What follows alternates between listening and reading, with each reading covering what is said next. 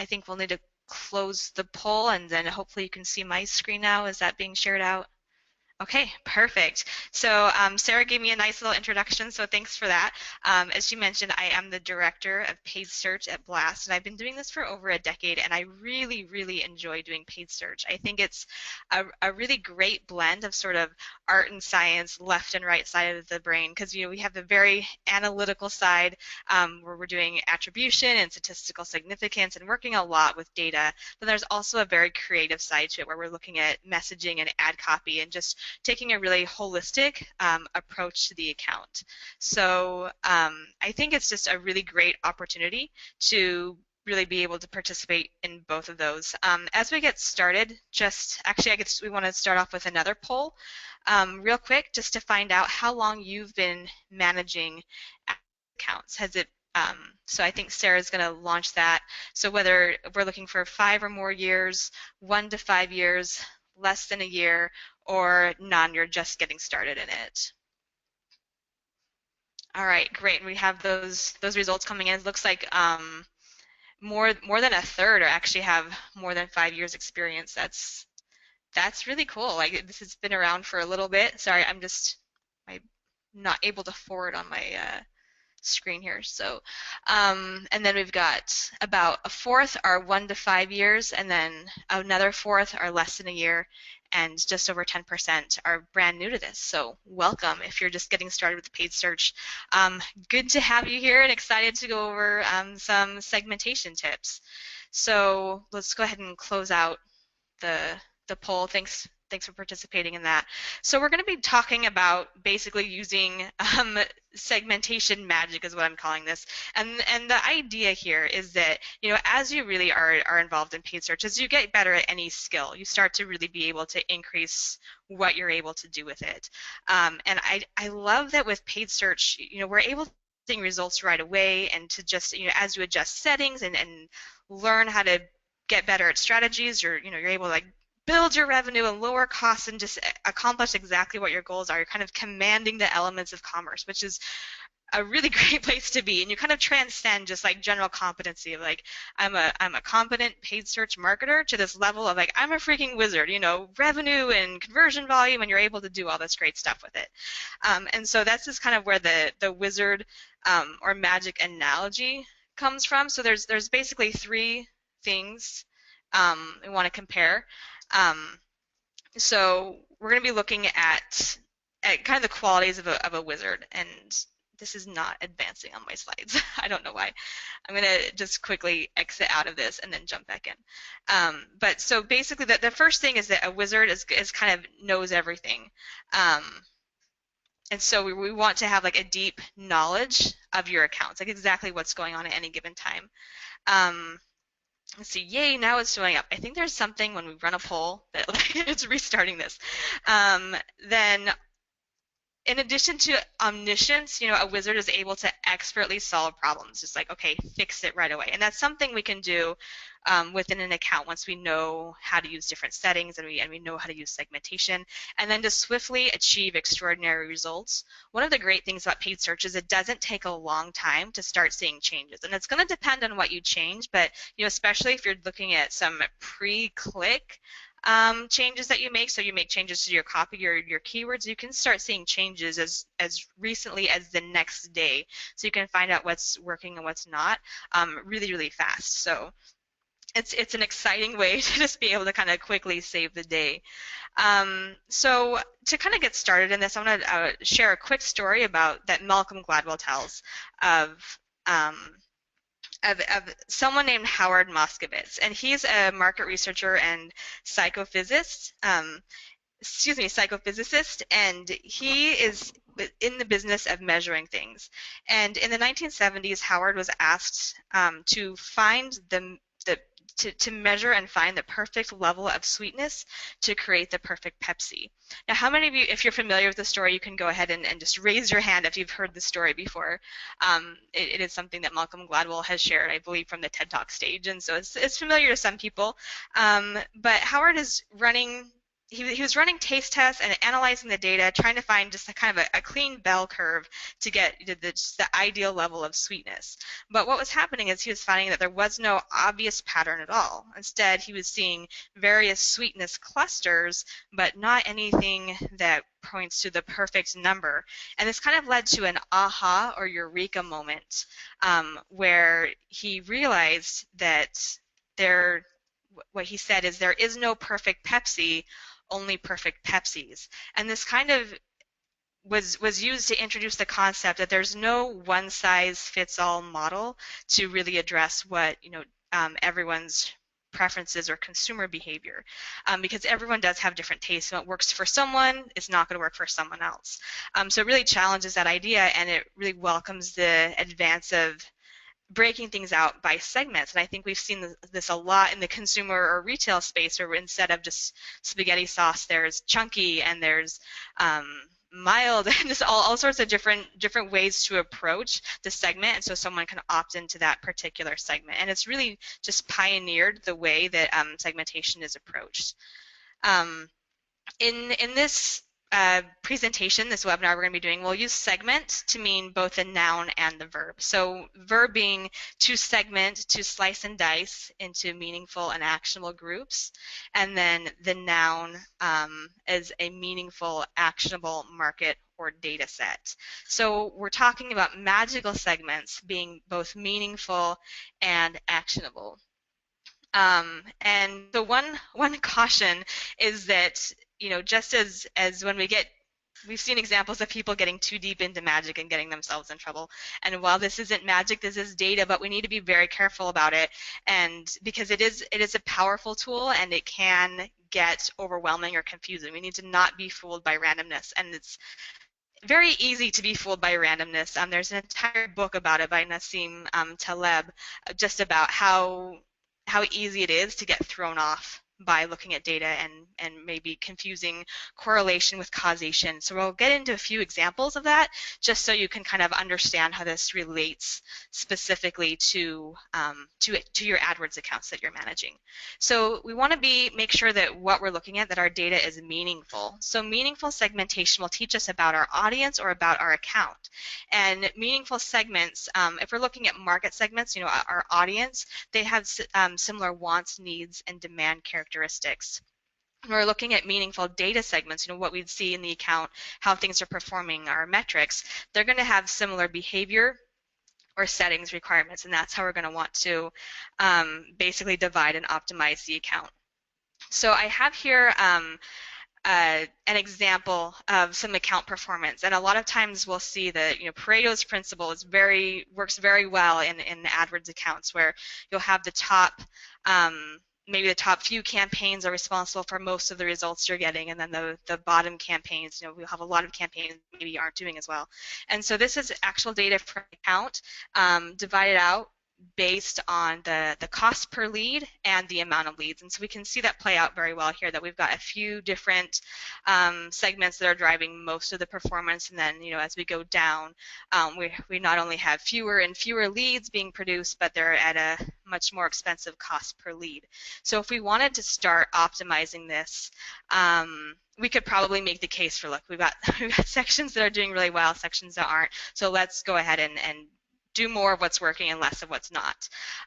The problem is that what this is actually segmented by is alphabet of search terms. So meaning that someone's typing in a search term, this isn't even a keyword, it's not something we're bidding on or have any control over, but it's just how things are playing out. So if not only would this not be possible to actually segment or to optimize based on this, it wouldn't be where we should be spending our time at all. So it is interesting to find, anytime we slice and dice data, we can start to see correlations or patterns, but whether that's something we can optimize on, we do want to be careful that there's meaning behind it, because there's really no meaning behind what letter of the alphabet someone is using to enter a query into Google. We want to understand what they're looking for and really optimize on that. So kind of taking a step forward behind the search terms and really looking at the keywords and the intent behind there and what we can find there is really what we want to do to optimize that.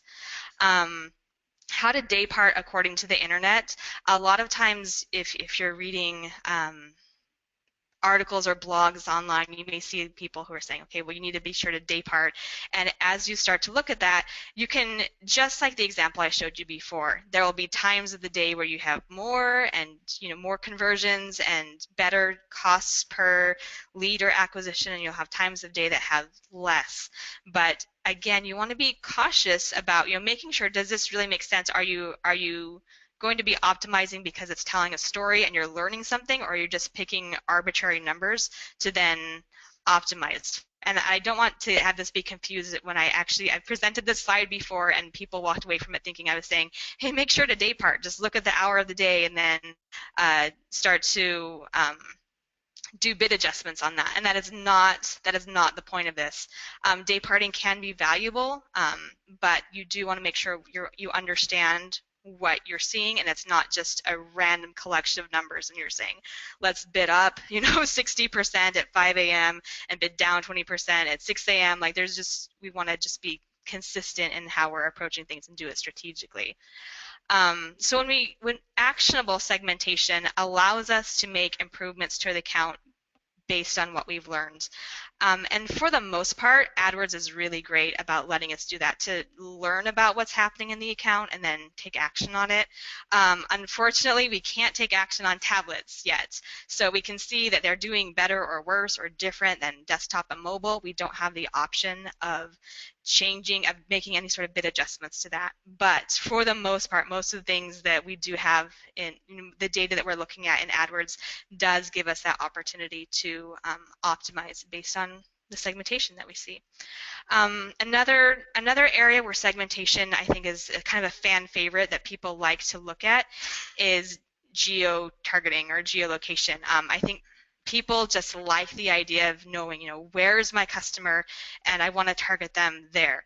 And so here's an example of a pitch where we're saying, okay, the potential to generate revenue is indicated by orange, and then green has less potential. And so if we were going to start optimizing here by, where the orange states, because that's where the opportunity is, again, this is an area where we want to take a step back and maybe challenge those assumptions.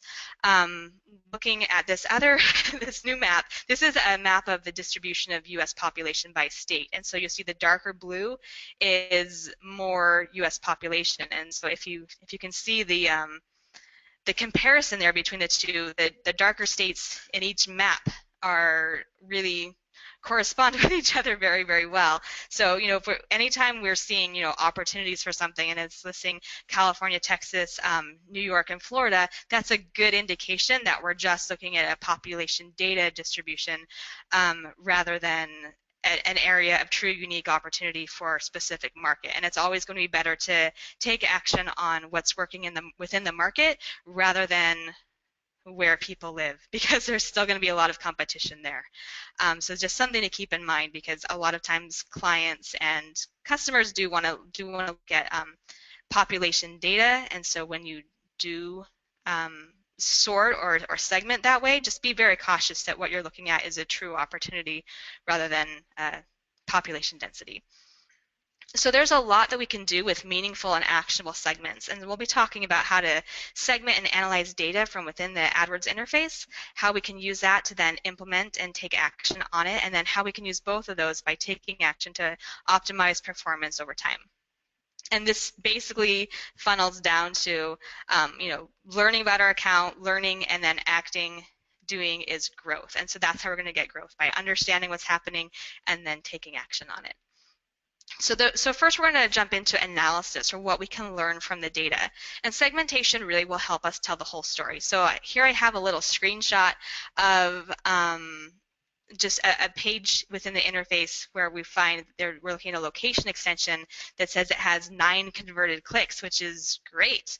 But if we apply a segment to it, to look at this extension versus the other, like how many conversions or converted clicks did this extension grow, we see that there's actually 0 leads that we got from the extension, which makes sense because location extension doesn't really provide much of an opportunity for conversions, so we wouldn't expect it to result in any converted clicks. But at the same time, it can be very misleading if you're just looking at this top thing and saying, hey, look how many converted clicks we got from this. It's not the whole story, and so we want to use segmentation to get to get the data there. There's a lot of different ways just within the AdWords interface that we're able to segment through settings, through the different columns we add to the interface. The display tab provides segments, reports does. Just the way we structure our campaigns is a good one. Date range, where we can segment, one time period over another and see how there are different changes. Dimensions tab, there's the tools tab, we can segment by audience, and then of course there's a segment button. So there's a lot of different ways we can look at the data, and it can be kind of overwhelming. So I'm going to walk through a few, just so you get a little bit more familiar with it. So looking at the AdWords interface, this is any screen will give you a lot of different opportunities that you can click into and start seeing how you can start to segment. I've got little orange circles around several different things, and I would actually say that just the campaign that you set up would also be a good segment there. Most segments can be instantly applied. So if you've ever used this segment tab here, go ahead and just raise your hand just so we see how many people are familiar with using the segment button to segment your data. So it looks like we've got a few. Not too many. So we'll go in. I'll probably slow this down just a little bit if you're not familiar with this at all, how we're going to use it. So within the interface, you can see right here the segment button has a drop down, and there's lots of different ways you can go through the data here. So segmenting by time, you could do by time of day of week, by month, by quarter. There's a lot of different ways you can start to look at your data and say, like, what's working better on weekends versus weekdays, or certain, is it something that sales pick up or drop off at the end of the month versus the beginning, or maybe it's very seasonal, so you want to understand the months. So that's where you'd be able to create that segmentation and start to see how each of your campaigns are doing based on that. Conversions, we'll be looking at that information about conversion name and conversion category. Network, meaning display versus search, network with search partners, so you can see how your search partners are doing as opposed to just on Google proper. Click type, this will go into more location extensions if someone's clicking on your headline versus maybe a click to a map or some other type of click that's available from the ad. They'll be able to learn, you'll be able to better understand where the click types are coming from. Device, we'll be looking at desktop, mobile, or tablet. Experiments, top versus other, +1 annotations, and view types. We'll be covering those as we kind of go through this a little bit more. In addition to segments that you just click on a button and can immediately find out data, there are also segments within AdWords that you don't get until you set it up. So you set up, you say, hey, I want to catch and sort of filter for this particular segment type, and once you have that implemented, then you can start collecting data on it, but it doesn't start coming through until after you've implemented it. So I'm going to walk you through one way to sort of unlock some segments. There's a lot of ways to do this within audience also, but just to give you a quick idea of how to do this using locations, because it's kind of hidden and weird. We can use it for household incomes, universities, airports, and central commercial areas. And if you're not familiar with central commercial areas, which I wasn't, I feel like that's a very ambiguous way to describe, like, does that mean like industrial, like office parks, or is that it's like a metro area? And it is an area where you have a lot of foot traffic, so this would be more metro and urban areas. And so you see this little graphic here of people shopping. It's going to be that type of area. But so you can actually create those segments, and the way you're going to do that from the settings tab, and we will, as Sarah mentioned, we will be sending out the replay of this if you want to go through this in a little bit more detail, because I'm going to go through it kind of fast. If you see the locations tab up here at the top, you're going to go to the red button that says Add Locations. Then you're going to select advanced search from Add Locations. Like, could they make this more challenging to find? I'm not sure, but you're going to click on advanced search, and then up at the top of that screen, location groups. You really have to work for this, and so you're going to choose your location group type, places of interest, demographics, or My Locations, which relates to your Google My Business locations. Then you will you can select, you can enter a location if you wanted to just focus on, within the United States or within a particular state or area. This mostly, I believe, works for US right now. I don't even know if it applies to Canada. It might, but it is kind of a US focused option. But then you can select the type of, airports or central commercial areas or universities, and then you'd click add. Now, after you've done this, because you've had to kind of stoop in here to several screens, you're going to have to save every single step of the way as you go out. Otherwise, you'll lose all that work you just did. So make sure you save every step of the process here. So then we want to find out what we can learn about our customers using this. So not just what settings or segments are available, but what can we learn?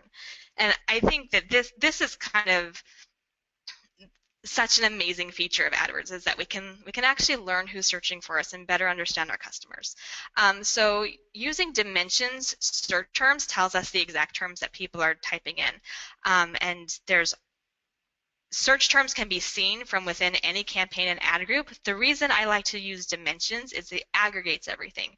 So if you're looking specifically within a campaign, you may have a term that's showing up, all over the place, but it's kind of separate. It's in each campaign separately, and so there's no good aggregate way to see how everything's doing as a whole. If you go to dimensions, you're not limited to within an ad group in a campaign, but you can see how it's applying to your entire account, which is a really great way to be able to, at a glance, then start filtering and say, how does this term affect, my complete keyword or search term portfolio, and you can start making decisions that way. If people are searching on things that you wouldn't expect that aren't in your actual keywords, but they're just getting included, it's a great way to quickly find out what's happening there. How quickly do people take action? Now this is action that's going to happen as a conversion. So after someone already clicks on your ad, then the time it takes them from clicking on your ad to convert. So in this example here, we have about 35% of people who convert do so after 12 or more days. And so this would be really important to know if you make a change, say, to your landing page, when you would expect to start seeing the impact of that within your account. You're not gonna change something and see a lot of difference in performance the very next day. You may need to wait 1 or 2 weeks, and conversely, 1 or 2 weeks out, you did nothing different yesterday, but all of a sudden you see some different information. It could be that there's just kind of a bigger lag time or smaller lag time. So looking at this tool will help you better understand where people are at, how many days it takes them to convert, and just understanding what's happening there. So this is for landing page and post-click changes. If you make a change to your ad, you'll see the impact of that on the search engine's results page right away. But again, what happens after that, it'll take a little bit longer. What actions are visitors taking? Looking at the conversion name or category, as I mentioned, we can see how all of those kind of shake out. Now, one thing to keep in mind here is that just in this example, the top headline, we see that there's 36 conversions, and it has a cost per conversion of $6. And if we look at any of the breakout from that, each of those are more. And it's not that it actually costs you more, it's just taking the total spend and dividing it by the number of conversions that came through each conversion type. So breaking this out won't give you an accurate number, because it just has to do with how Google is able to measure, what drove the conversion, but it will help you see kind of the ultimate value, like where you're getting conversions from each of your different conversion types, like which ones are driving the most. So keep that in mind, that your CPL is going to be a little bit off on that, and don't worry about it.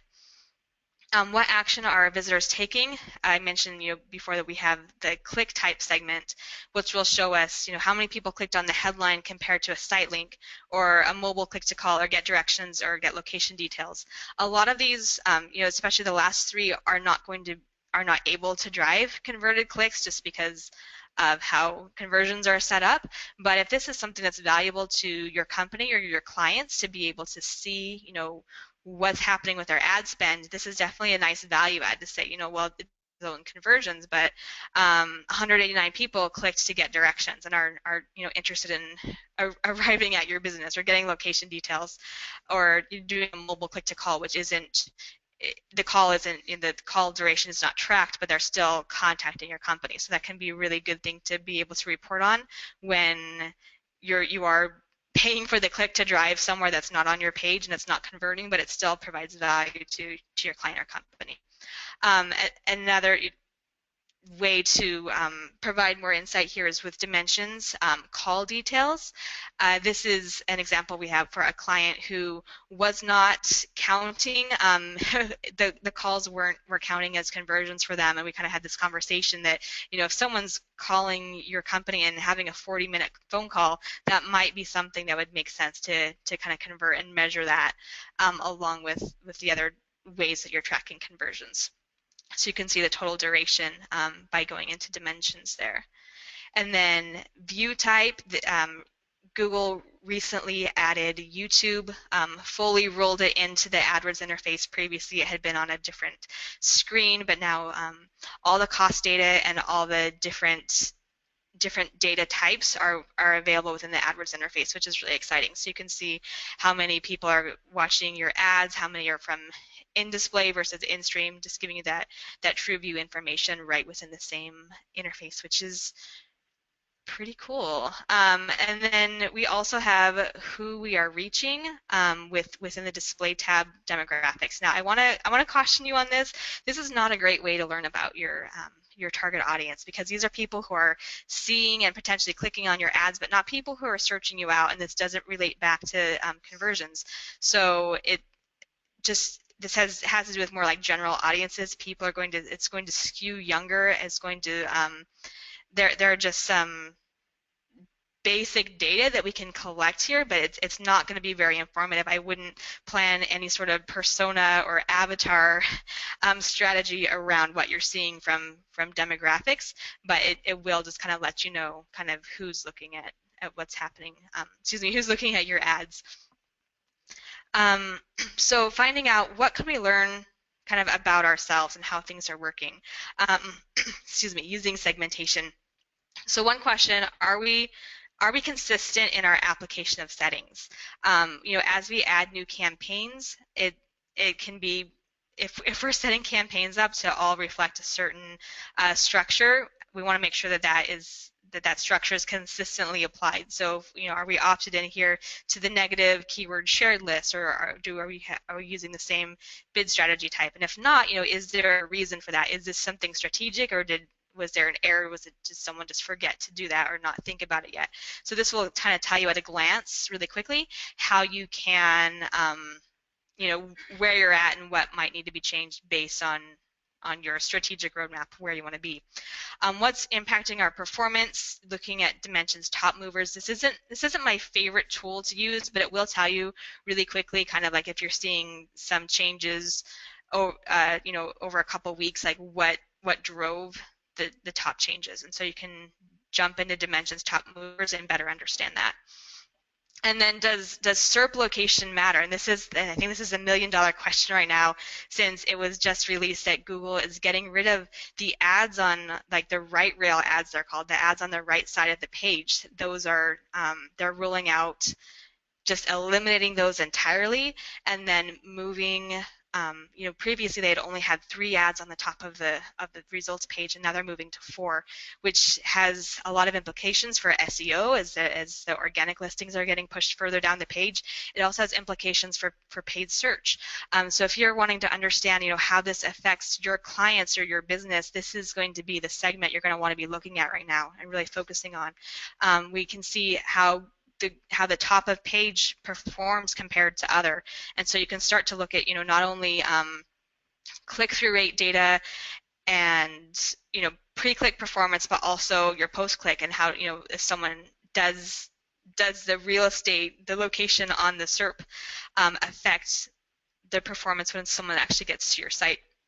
So this will help you be able to see the changes over time as Google more fully rolls that big change out, so you can track the difference between how it was performing and how it currently is performing, and start seeing how, just getting the feel for the total impact. This is a really important dimension to keep in mind, and you're going to find it within the dimensions tab, looking at top versus other.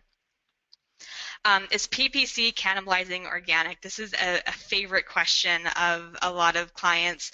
You know, they've paid already to market and increase their brand awareness. They don't want to pay again for the click. They'd much rather have someone click on an organic listing and get that click for free.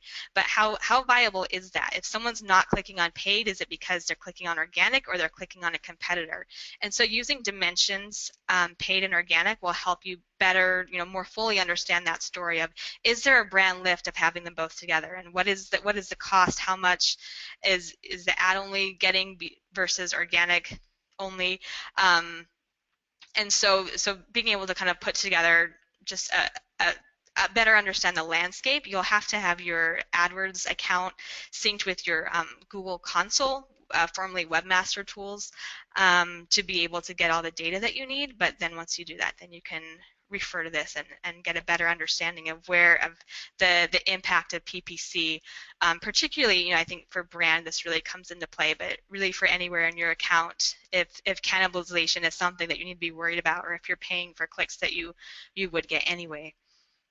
And then how are ad extensions actually performing? I use this as an example at the beginning of this section.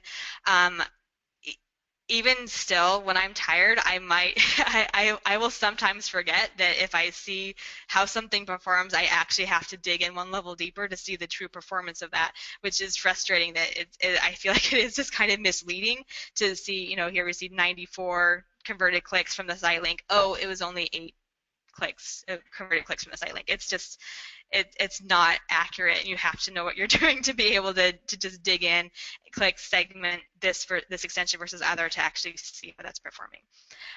So just a little tip to keep in mind, to always make sure to dig in there.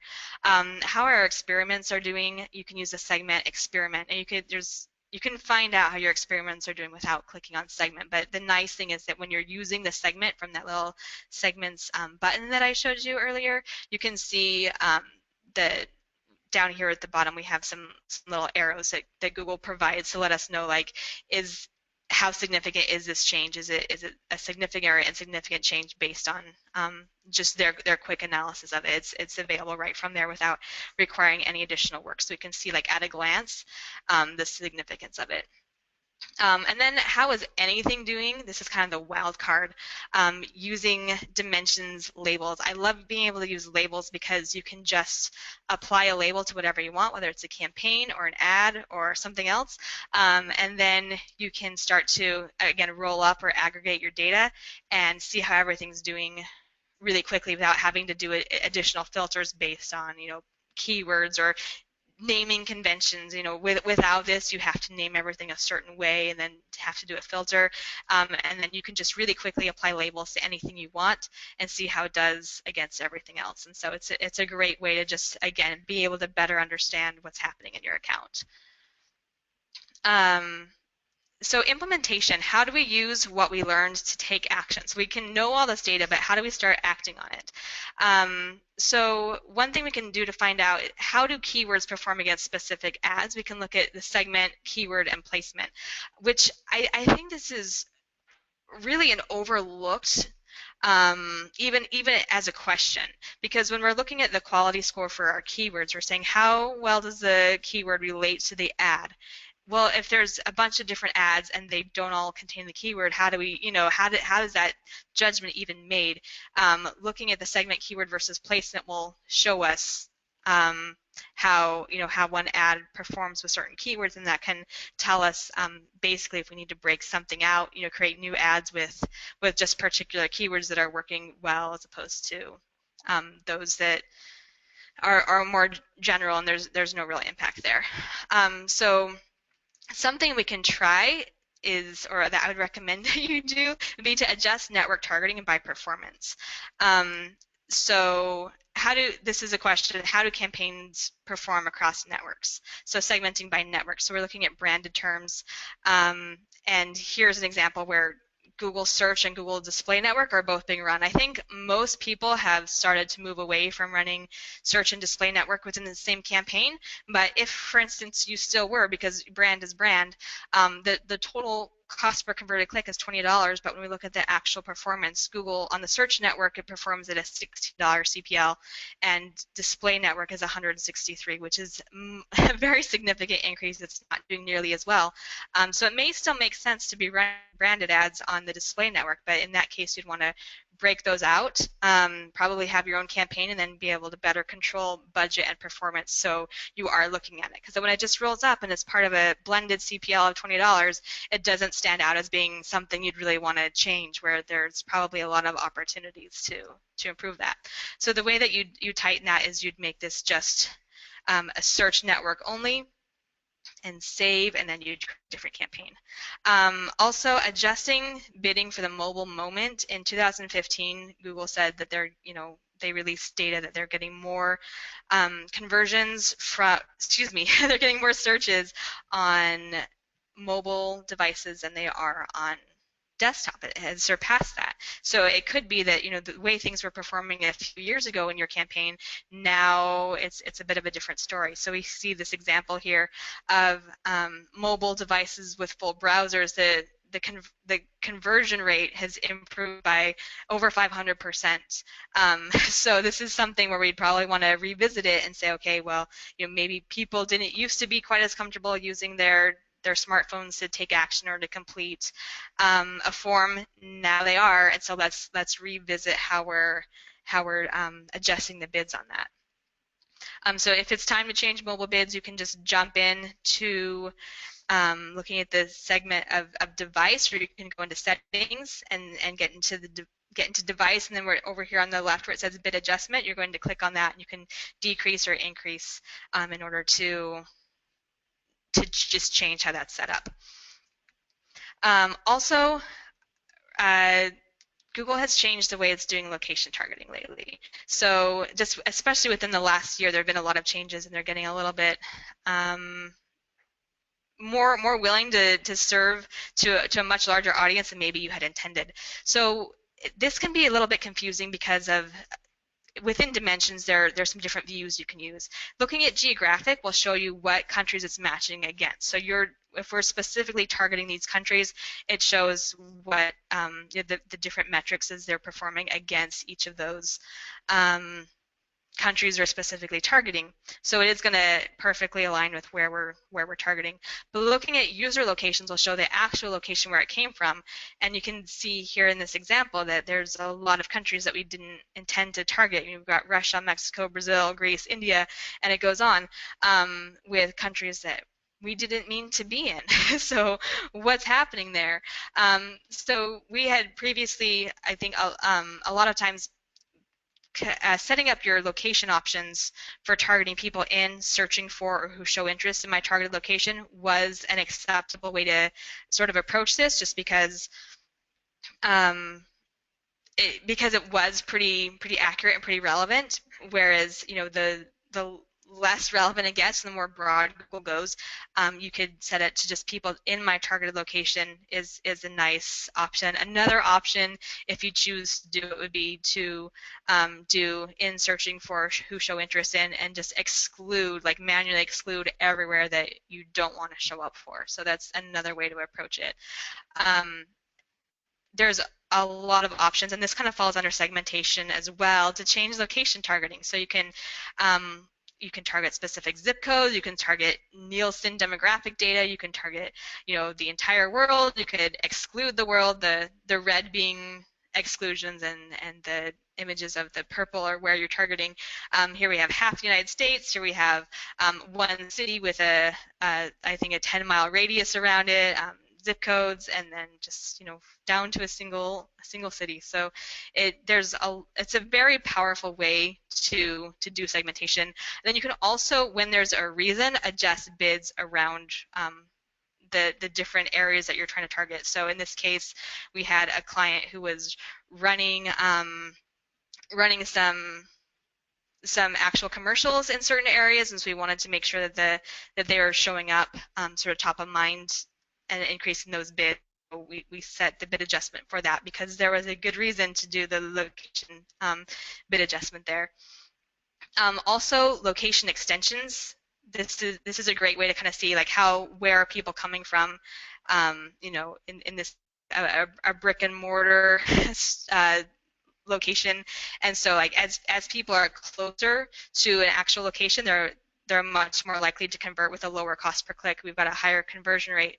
And then as we go down to beyond 40 miles, we're looking at a 30, you know, above a $30 CPL compared to like a $13 or $14 CPL. So obviously you want to start to target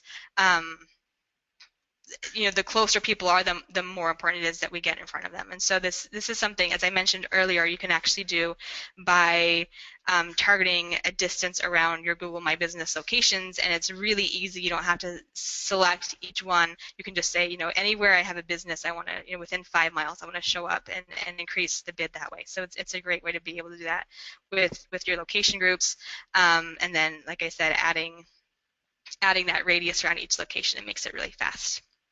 So like 5 miles around my location feed, 20% bid adjustment. And then getting extraordinary results is kind of the whole point of all this. And so we're going to combine segmenting and analyzing data and implementing and taking action so we can optimize performance. And when we're talking about optimizing performance, I think sometimes that feels like a big and made up word to some people. It's not made up. It's really just like it's the process of doing what works more and doing what doesn't work less, just reducing waste and growing where there's already opportunity. So that's what we mean by optimize, and that's what we're going to be just looking at quickly, just examples of how to do that. So this is going to be featuring the way we're going to be doing this segment is with campaign structure, and this is something I didn't. It's not within the interface. It's the way that you're going to create and structure and manage your campaigns, and this can make a huge difference. And I think a lot of times your clients may not understand the difference it can make, and they'll be like, well, what's the ROI on changing my campaigns? And it's hard to tell before you dive into anything. You know, what's the ROI of anything before you find out what exactly is happening? That's the whole goal, is to basically audit and understand what's happening in your account, and then construct a campaign structure and strategy that best reflects that. So just here as an example, what products and themes are converting? You know, segmenting by campaign. The campaigns are named PPC, non-mobile, new releases, strategic, top 20, and competition. Like, I don't know what PPC versus non-mobile is. I have no idea. So I don't know what is performing in each of those. You know, like PPC is working well, but what's working well in it? So creating a restructure to optimize the campaigns for better targeting and sales, creating a campaign for brand only, a campaign for, you know, distribution partners, a campaign for product items and characters, lets me know, okay, well, most of my my volume of my revenue is coming from brand only, so that's important to know, and it's important to start taking action on. And then maybe if I'm spending a lot on product items, I'm not getting any return from it, I'm going to want to maybe decrease the spend or start to look into why isn't it doing as well as I would have hoped for. So just by the act of segmenting out, like creating a new structure for the campaigns, and then optimizing, you know, doing more of what's working, we're able to increase the revenue for this campaign, for this account by 280%. So huge growth just by getting visibility in there. Another one for optimization is looking at landing pages and user experience, and the destination URLs is kind of the featured segment here that we have. So this is now final URLs, but driving for a client, driving traffic to their calculator page converted at a 20%. Driving traffic to a pros and cons landing page that did not have a calculator on it had a 6% conversion rate. But this looked like it could have been pretty good traffic, because looking at the click-through rate over here on the right, there's almost a 10% click-through rate here. So it might make sense to say, well, you know, if we've got some really targeted people with really targeted ads, maybe they want a calculator. You know, maybe we need to change what landing page they're going to, rather than just matching the headline, maybe provide them with a different experience. So creating that, split testing the traffic, so taking the same keyword of disadvantages of reverse mortgage and then driving them to either the pros and cons page or the calculator page just to see what happened. And once we did that, taking people to the calculator landing page did result in a 20% conversion rate. So this is something that we could then learn from, and start to change the campaigns excuse me, the landing pages our campaigns are driving to.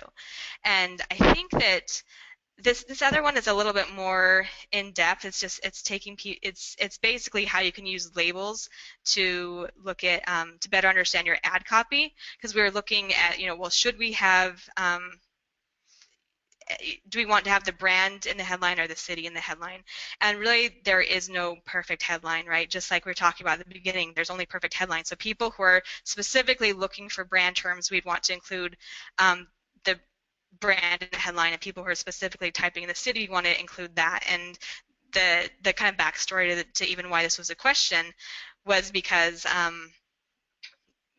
excuse me, it was because we weren't actually bidding on brand, but brand was sneaking in there anyway because we hadn't completely excluded it.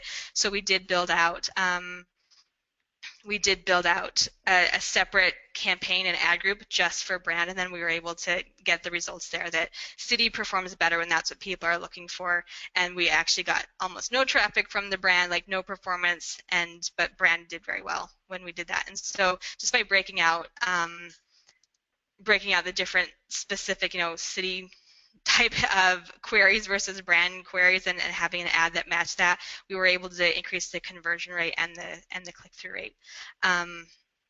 So just to wrap up, we talked about how we can use segmentation to become deeply knowledgeable about the account, how to use it to solve problems, and then how to take action and quickly achieve extraordinary results. So to give you a segmentation call to action, I would encourage you to try a new approach to segment your data in a way that's meaningful and lets you take action. So if there's something that we covered that maybe you're even familiar with but just haven't used very recently, like to go back and look at it and find a way that you can dig into that segment a little bit deeper and use it to learn about your customers or how your account's performing, and to take action on that. So we've got Phew. We've got a few minutes for Q&A here. I think Sarah and I will just kind of switch back and forth, muting our mics and answering some questions that you guys chatted us. Sure. So some of the questions that have come in throughout the presentation, one is it possible to segment too much, especially with limited resources, and how much is too much? Okay, that's a great question. Yes, you can definitely over-segment. And there's an episode of The Simpsons that I love that I think really kind of just helps to visualize what's happening here. Homer and Lisa want to make a flyer, and so they go to a copy shop, and Lisa's saying, okay, I want 25 goldenrod and 25 papaya and 25, all these different like colors that are kind of the same color, and the person who's running the copy shop says, all right, 100 yellow, because he doesn't have all those nuanced colors, he just has the yellow. And so sometimes it's like, all right, well, I want to just find out this particular thing, there's not enough data. It's like, well, just kind of go broad. Like I really believe in a crawl, walk, run approach when it comes to AdWords, because I think AdWords believes in a crawl, walk, run approach where you kind of work from big to small. And what can happen, especially if you're creating, if you're segmenting like your ad groups or campaigns, if you get really small and you're like trying to do a single keyword ad group around a keyword that doesn't get any traffic, like Google does not really respect how nuanced you want to get. So if you're like, I want to target this zip code and use this keyword in it, they don't care, and they're just going to try. They just want the most volume possible. So they will always favor something that has more volume until they have a really strong reason not to. And my example of this is just like if you had a team of salespeople, you're going to give your best leads to the person that you know can close. And so if you have some proven keywords that manage to get clicks, you're going to Google will give that keyword preference over something that has this tiny little segment broken out. So always just go as broad as makes sense, and then only start to niche down when it comes to setting up your account when you really see a need for it or a difference in performance, and then you can start to compare how that does. Great. Moving on to the next question. So this also goes back to segmentation. What size audience warrants segmentation? And if I have an intentionally highly focused and narrow audience and keyword strategy, does segmentation no longer apply? Okay, I'm gonna have to read that again because I'm not quite sure what it's asking. So, what size audience warrants segmentation? I mean, I'm not sure what type of segmentation this is asking about. Like any size of audience, you can use segmentation to, to look at different things. So even if you had a fairly small, you're a highly focused and narrow audience. Like even if you had like a single keyword ad group sort of thing where it's very focused, or you're just going after a certain group, you could still segment, even as simply as looking at the search term report to see what's coming in on. So I'm not quite sure what that's asking, but I guess in terms of like, does segmentation no longer apply? Like you can, if you're looking at the difference of like one, so something, if you're saying, well, I have 2 clicks, how did desktop perform against mobile? Like that, in that case, you don't have enough data to actually start taking action on. It's really, that's a fooled by randomness example. So I wouldn't start to like read into it too much. Like you probably have to have, upwards of around 100 clicks on something before you could start to meaningfully understand like how one thing is working against another, if that's what you mean, like digging into that kind of performance. Okay, next one is, in general, is performance better with organic and PPC or one over the other? That's a good question. We definitely see the halo effect where we have, someone's doing a search, they see an organic listing, they also see a paid search listing. It kind of helps to create as kind of a sense of a brand authority and dominance on the search engine results page, and it creates kind of an effect of someone's more likely to convert than if they only see one or the other. So when you're in a position to be able to do both, like I would never recommend not having organic show up, and I wouldn't recommend avoiding, like paid search gives you a really nice opportunity to participate in kind of the conversation that's happening on the results page as well. So I feel we find that they work very well together. And so yeah, I would recommend in a lot of cases using both. The reason you wouldn't is if you're seeing you're not getting good results from paid search, then don't continue to pay for it because then it's working against your business goals. Okay, I think we have time for one more. How often should you review bids and make adjustments, and how often is too often? Okay, that's a good question. So anytime you implement something, some sort of change, it'll take a day or two to see the effect, but you want to check back in a day or two just to make sure you didn't screw it up, because it's really easy to screw things up, and it's not like only people who've been doing this for 3 months screw things up. Like people who've been doing this for decades screw it up just because it happens. And the problem is we're dealing with people's money and budgets, and so we don't want it to happen. So you need to check right away, because there's just some things you can forget. So check right away after you make bids and make adjustments. Not so much because you want to see if it worked or not, but just check. QA, make sure you QA or even have someone else do it.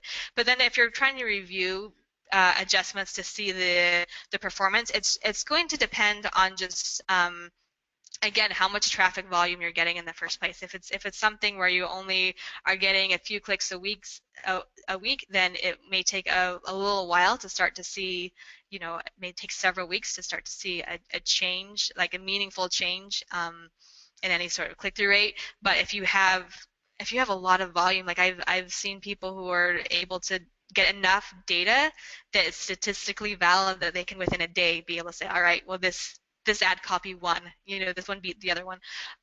It just depends on how much data you're looking at, and there are some different statistical models that you can follow that will help you better understand. I think that's a difficult thing to do. Like you have to have a ton of traffic before you can start to, like with any certain sort of accuracy, be able to, especially once you're looking at clicks or what happens after the click, so you can kind of just start to say, well, is this actionable for me? And when it gets to the point where it's actionable, then it's not that it's a perfect test, but you have enough information to start making good decisions. Great. And then there's one last question, a little unrelated, but why do you think, or do you have any insight into why Google removed the sidebar ads?